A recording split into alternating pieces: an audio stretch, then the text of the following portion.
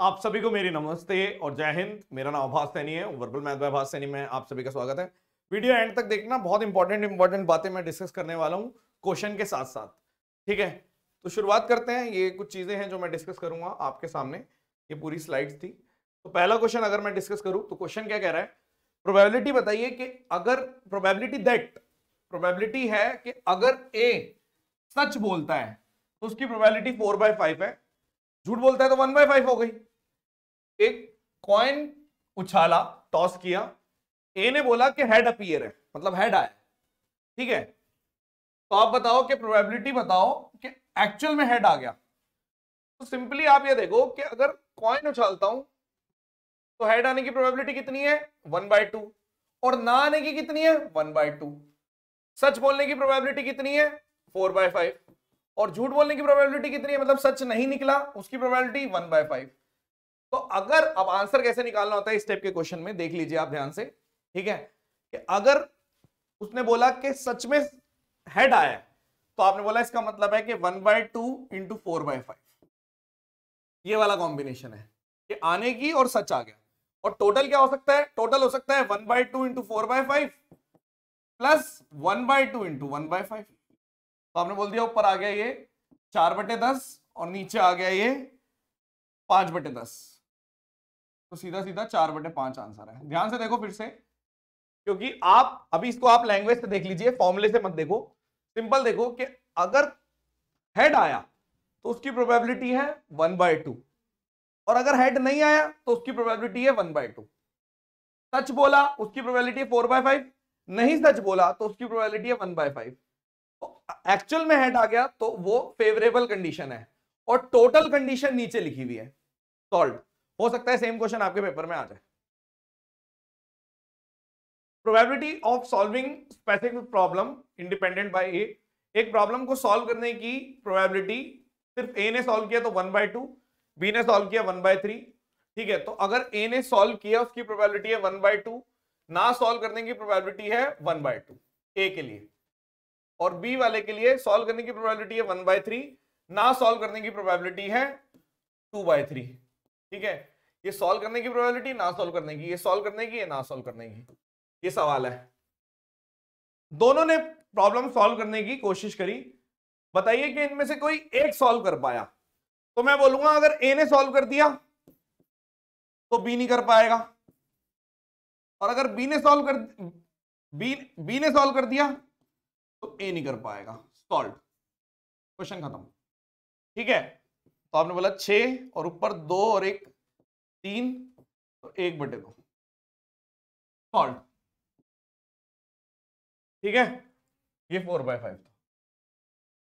फिर से देखो, अगर ए ने सॉल्व कर दिया तो बी नहीं कर पाएगा, कोई एक कर रहा है क्योंकि वन ऑफ देम, और अगर बी ने सॉल्व कर दिया तो ए नहीं कर पाएगा। खत्म, लैंग्वेज में सॉल्व करो, अभी आप पेपर में कर पाएंगे। अगर आप कोई बहुत सारे फॉर्मूले रट लोगे तो दिक्कत आएगी, क्योंकि बच्चों को प्रोबेबिलिटी में सबसे बड़ा इश्यू ये होता है कि उन्हें समझ में नहीं आता कि करना क्या है।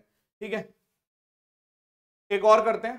ठीक है, एक इंस्ट्रक्टर है, उसने क्वेश्चन बैंक, उसका एक क्वेश्चन बैंक है, उसमें 300 क्वेश्चन ट्रू फॉल्स वाले, इजी ट्रू फॉल्स वाले हैं, 200 क्वेश्चन डिफिकल्ट ट्रू फॉल्स वाले हैं, 500 question easy multiple choice question है, और 400 question difficult multiple choice question है। एक क्वेश्चन सेलेक्ट हुआ रैंडम क्वेश्चन बैंक में से, बताना है प्रोबेबिलिटी कि वो इजी भी है और मल्टीपल चॉइस क्वेश्चन है। ठीक है, तो आप बोल रहे हो कि अगर हम ध्यान से देखें, सिंपल सा पॉइंट कि अगर आपने इजी, टोटल कितने हैं 200 500 400 300, टोटल कितने आ गए ये 900 और 500, 1400 क्वेश्चन टोटल है। तो आप ध्यान से देखिए, अगर हम ध्यान से देखेंगे तभी सॉल्व होगा। सिंपल के इजी और मल्टीपल चॉइस। ठीक है, तो आपने बोला अगर आप इजी की बात कर रहे हो तो इजी कितने हैं 500, और टोटल कितना है 1400, और मल्टीपल चॉइस कितने हैं 500 और 400 यानी 900, और टोटल कितने हैं 1400। मैंने बोला easy with respect to total, MCQ with respect to total, तो सीधा सीधा काट दो, 2 0 से 2 0, 5/9। इस तरीके से करेंगे, ज्यादा डेप्थ में जाएंगे, पेपर में स्ट्राइक नहीं करेगा। ठीक है, आपने बोला इजी टोटल में से, और आपने बोला कि एमसीक्यू कितने हैं, 500 ये थे और 400 ये थे एमसीक्यू, क्योंकि इसने बोला इजी एमसीक्यू, तो मैंने इजी का इधर लिख दिया टोटल में से, एमसीक्यू इधर लिख दिया टोटल में से, खत्म, सॉल्व। ठीक है, ये ध्यान रखना। और कहीं आप ट्रू फॉल्स की तरफ मत चले जाना कि इजी तो ट्रू फॉल्स भी लिखा है, नहीं, एमसीक्यू। ठीक है, इजी एमसीक्यू लिखा मैंने पहले, और यहां पे टोटल एमसीक्यू लिख दिया। तो हम डायरेक्ट भी कर सकते थे, 500/900 भी कर सकते थे, बहुत सारे बच्चे सोच रहे होंगे। ठीक है, तो 500/900 भी कर सकते हो, 5/9 आंसर आ जाएगा। ये क्वेश्चन भी करते हैं। इससे पहले मैं कुछ डिस्कशन करना चाहूंगा। देखो, आप सब लोग अभी मेंस देकर आए हैं, ठीक है। कंप्यूटर की बात अगर हम करें तो मॉडरेट लेवल पूछा गया है। ऐसा नहीं है कि कंप्यूटर आपको पता नहीं था कि आएगा नहीं, उन्होंने बोला था कि हम अलग से कंप्यूटर का पेपर बनाएंगे, ऑब्वियस सी बात है। हाँ, जो हमारे पेड स्टूडेंट थे, मैंने उनको पहले बोल दिया था कि मत पढ़ना, लास्ट में मैं दूंगा, बस वो पढ़ के जाना। तो उन्होंने वो चीज करी और उस चीज का उनको रिजल्ट भी मिला। ठीक है, सबको मालूम है ये बात। उस बात को साइड में रखते हैं, अब हम करते हैं, आप दे आए, जिसका जैसा भी गया, अब क्या।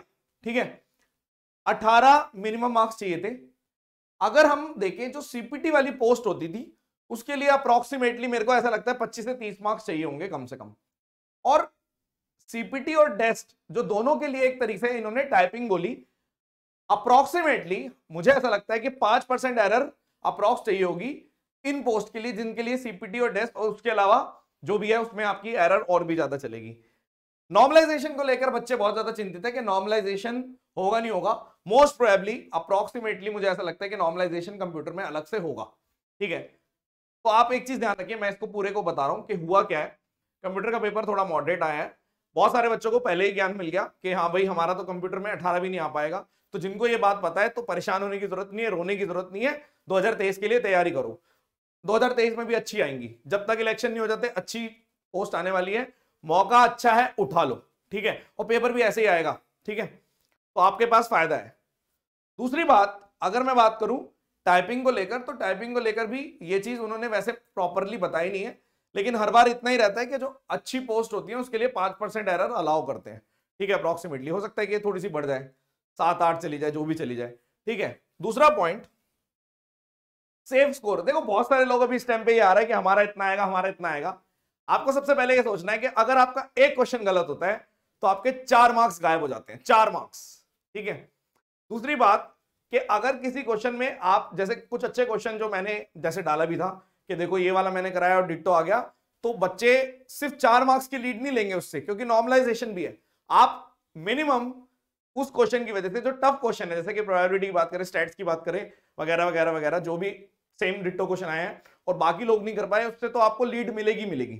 तो सिर्फ 4 नंबर की मिलेगी, ज्यादा नंबर की मिलेगी नॉर्मलाइजेशन में। लेकिन अगर हम सेफ स्कोर की बात करें तो अप्रोक्सीमेटली 270 से 280 वाले सेफ हैं, बशर्ते उन्होंने कोई टाइपिंग में झोल ना किया हो और कंप्यूटर भी उनका ठीक ठाक गया हो। ठीक है, दूसरी बात कि मैंने एक वीडियो बनाई थी, मैंने बताया था ना कि बहुत सारे लोग सेम स्कोर करेंगे, तो ये भी मिलेगा आपको, क्योंकि पोस्ट ज्यादा है तो इसमें भी आप सेफ हैं। लेकिन बहुत सारी पोस्ट पे सेम स्कोरर मिलेंगे, मतलब कि आप ये कह सकते हो कि जिनका सेम स्कोर आएगा वो मिलेंगे नॉर्मलाइजेशन होने से भी, क्योंकि नॉर्मलाइजेशन है बट आपके शिफ्ट में भी लाखों लोगों ने पेपर दिया। ठीक है, तो अगर इतने सारे लोगों ने पेपर दिया है तो बहुत सारे लोगों का सेम स्कोर आएगा। मैं ये बोलना चाहूंगा, इन सब बातों का कोई वजूद नहीं है, ये सब बातें आपको ये समझनी है कि ये बातें सिर्फ रह ही जाती हैं। अब इस टाइम पे दिमाग में यही सब चल रहा होगा, जैसे ही की आएगी आपको अपनी पोजीशन पता चल जाएगी। टाइम वेस्ट बिल्कुल मत करना, हवा में बिल्कुल मत उड़ो। बहुत सारे लोग हैं जो इस टाइम पे ये सोच रहे हैं कि अरे बहुत बढ़िया चला गया, बहुत बढ़िया चला गया। अच्छी बात है, बहुत बढ़िया गया है, लेकिन क्या आप लिख के दे सकते हो कि 100% आपका हो जाएगा? आप जब आप पेपर देके निकलते हो तो आपको बहुत खुशी होती है कि बहुत बढ़िया गया। ठीक है, ऑटो में बैठते हो, रिक्शे में बैठते हो, 2-3 क्वेश्चन गलत हो जाते हैं, घर तक पहुंचते 2-3 क्वेश्चन और गलत हो जाते हैं, तो वो 2-3 क्वेश्चन नहीं, आपके सीधे सीधे मार्क्स घटते जा रहे हैं, 4 ऐसे मार्क्स घटते जा रहे हैं। तो ये जो हवा बनी होती है, इन चीजों को लेकर परेशान ना हो। ठीक है, अभी जब की आएगी तो बहुत सारी चीजें पता चल जाएंगी। और मैं ये बोलना चाहूंगा कि एसएससी इस हिसाब से पेपर बना रहा है जिसमें, हाँ, वो मैथ्स को हीरो नहीं बना रहा, लेकिन अभी भी आपको एक चीज का ध्यान रखना है कि जो स्कोरिंग है वो मैथ्स और रीजनिंग ही है। ठीक है, जीके स्कोरिंग नहीं है, ये तो आपको समझना ही चाहिए, आप देकर आए हो पेपर। और इंग्लिश में कोई नहीं बोल सकता कि हाँ मेरा बिल्कुल परफेक्ट ठीक है, कहीं ना कहीं उसमें वो फंसे रहते हैं बेचारे, इंग्लिश देकर आते हैं जो बच्चे कि भाई पता नहीं ठीक होगा नहीं होगा। तो सच्चाई का सामना कर लो, ठीक है। अब थोड़ा टाइम हो गया पेपर दिए हुए, अब तो सच्चाई फेस कर लो, ठीक है।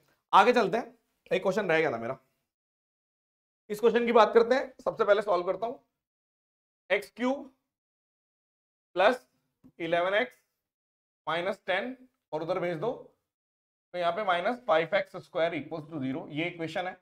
या फिर आप लिख सकते हो x cube minus 5x square plus 11x minus 10 equals to 0। आपको ये समझना है ये क्यों दे रखा है, क्योंकि 100% इसके अंदर ये मिलेगा। मतलब अगर मैं चाहूं तो मैं इसको ऐसे लिख सकता हूं कि इसके अंदर x माइनस 2 तो है ही, उसके अलावा कुछ है इक्वल्स टू 0। उसके अलावा क्या है, आपने बोला एक्स स्क्वायर है और माइनस 3x है और 5 प्लस का 5 है, ठीक है। आप करके देख लो, एक्स क्यूब भी मिल जाएगा, माइनस 2x स्क्वायर और यहाँ पे माइनस का 3x square minus 5x square मिल गया। और इसको आप चाहें तो ये वाली लाइन के लिए आप डिवाइड भी कर सकते हो कि भाई मैंने आगे रफ में इस तरीके से डिवाइड कर दिया कि x माइनस 2 से इसको डिवाइड कर दिया तो क्वोशंट आ जाएगा, यहाँ पे ये चीज आ जाएगी, तो आप ऐसे भी लिख सकते हो, ठीक है। अब आपको पता है कि ये 0 नहीं हो सकता, लिखा हुआ है कंडीशन में। इसका मतलब क्या है, इसका मतलब तो यही है कि x minus 2 can not be equal to 0, तो ये वाली पूरी 0 है, ये 0 है, कोई दिक्कत नहीं है। आपने बोला ठीक है ये 0 है, अब मुझे निकालना क्या है, आपने बोला अगर इसमें से आप एक्स स्क्वायर बाहर ले लेते हो तो एक्स स्क्वायर माइनस 3x बच गया, और इसमें से अगर आप 5 बाहर ले लेते हो तो 3x प्लस 5 बच गया। एक्स स्क्वायर माइनस, अब आपको पता है एक्स स्क्वायर माइनस 3x की वैल्यू माइनस 5 भी लिख सकते हैं, तो यहाँ पे माइनस 5 लिख दो, यानी माइनस 5x स्क्वायर। और 3x अगर मैं इधर भेज दूं, इसको इधर भेज दूं, यानी 3x की वैल्यू एक्स स्क्वायर प्लस 5 भी लिख सकते हो, तो यहां पर आ गया 5 into x square plus 5 plus 5, तो ये आपका आ गया 5x स्क्वायर और यहाँ पे 10, तो ये इससे कट गया, तो 5 इंटू 10 आंसर यानी कि 50। तो ये कुछ क्वेश्चन थे जो मैंने कराए थे, हो सकता है पेपर में आपके यही क्वेश्चन आ जाए। उसके अलावा मैंने कुछ ज्ञान की बात भी करी, ठीक है। और मेन बात यह है कि आपका टारगेट बिल्कुल क्लियर होना चाहिए। बहुत सारे बच्चे कंफ्यूज रहते हैं, उनको पता नहीं वो किस डायरेक्शन में जा रहे हैं, उनको कुछ नहीं पता, बस उनको एक दूसरे पे ब्लेम करना आता है। बहुत इजी है किसी पे भी ब्लेम करना, किसी भी बात के लिए। तो आपके ब्लेम करने से अगर आपको जॉब मिल जाए तो आप करते रहो ब्लेम। इसने ये वीडियो बना दी, इसने ये वाली नॉर्मलाइजेशन में मेरा टाइम वेस्ट कर दिया, मुझे तो लगा था हो जाएगा, मुझे लग रहा था कि मैं तो सेफ हूं, मैं ये हूं, मैं वो हूं। इस चक्कर में टाइम वेस्ट ना करें। आपको भी पता है कि एसएससी में कोई भी, और मैं एक बहुत कड़वी बात भी बोलने वाला हूं। अब एक कड़वी बात यह है कि जिन्हें, अब इस बात को समझने के लिए आपका थोड़ा आईक्यू थोड़ा अच्छा होना चाहिए। आपको भी पता है कि पेपर का लेवल इसलिए क्यों रखा जा रहा है कि मैक्सिमम जो रिपीटर्स हैं, सपोज करो मेरे पास 5 जॉब है, लेकिन मैंने हर जगह फैला दिया कि मेरे पास 10 जॉब है, ठीक है। मैंने बोल दिया मेरे पास 10 जॉब है, मुझे पता है कि इन 5 लोगों को भी कहीं ना कहीं अच्छी जगह जाना है या फिर इधर उधर कहीं ना कहीं जाना है, तो मैंने 10 जॉब निकाली, ठीक है, ऐसे मान लो। और आप ये मान के चलिए कि आपके यहां काम करते हैं कम से कम 20 लोग, इन 20 में से 5 लोग ऐसे हैं जिनको नई जॉब चाहिए या फिर दूसरी जॉब चाहिए, तो आपके पास सिर्फ 5 ओपनिंग है, आप 10 जॉब निकाल रहे हो और पेपर का लेवल ऐसे कर रहे हो जिससे मैक्सिमम लोग, जो पुराने वाले बच्चे भी हैं, जो लोग टच में नहीं भी हैं, क्योंकि मैथ्स एक ऐसा टॉपिक होता है, रीजनिंग एक ऐसा टॉपिक होता है जिसमें टच में रहने से ही बच्चा वो पेपर में अटेम्प्ट कर पाता है, ठीक है। अगर मान लो मैं इस टाइप का पेपर दे रहा हूं जिसके अंदर किसी भी चीज की रिक्वायरमेंट, कोई स्किल चेक नहीं हो रहा, तो जो बच्चे 3 साल पहले जो 18 में जॉब ले चुके हैं वो भी क्वालिफाई करेंगे, 19 में जॉब ले चुके हैं वो भी क्वालिफाई करेंगे, 20 में जॉब ले चुके हैं वो भी क्वालिफाई करेंगे, 21 वाले भी क्वालिफाई करेंगे। तो क्या मैं जॉब ज्यादा दे रहा हूं? सोच के देखो। तो ये जो जुमले होते हैं इनमें मत फंसा करो, मैक्सिमम लोग फंस जाते हैं, उनको ऐसा लग रहा है कि बहुत सारी सीट है, लेकिन इन बहुत सारी सीट में से रिपीटर्स फिर से बहुत सारी ले जाएंगे, ठीक है, इन्हीं में से बहुत सारे बच्चे लेके जाएंगे। अगर आप ये समझ पा रहे हो मेरी बात तो ठीक है, नहीं समझ पा रहे तो इग्नोर कर देना। हर कोई ये बात नहीं समझ सकता कि हो क्या रहा है, ये बात समझनी पड़ेगी आपको कि एक्चुअल में हो क्या रहा है। आपको लग रहा है कि नहीं कोई और तरीके से चल रहा है, ये अलग ही लेवल पे एजेंडा चल रहा है, तो अंडरस्टैंड करो इस चीज को और जितना जल्दी हो सके जॉब ले लो। चलिए, thank you so much, session dismissed, bye bye.